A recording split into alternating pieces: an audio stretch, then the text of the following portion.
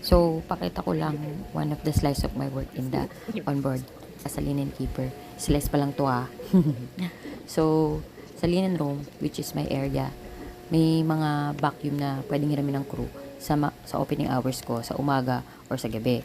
Usually, mga 3 or 5 vacuum ang meron sa linen room for crew.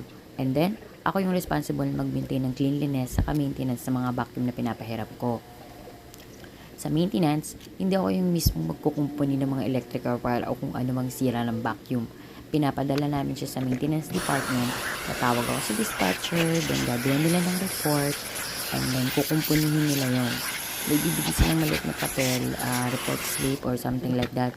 Tapos, isasama mo yun dun sa vacuum mo, tapos sasabihin din nila na i-drop mo na yun dun sa maintenance area.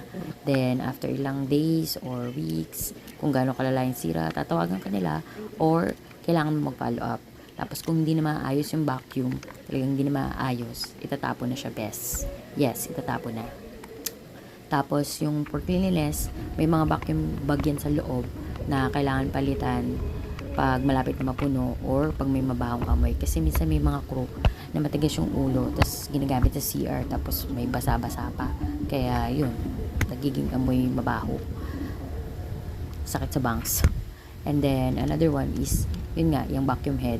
Katulad ng ginagawa ko sa video, nililinisan siya.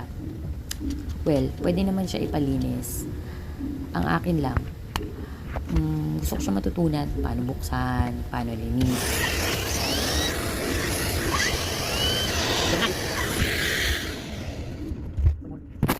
Very nasty.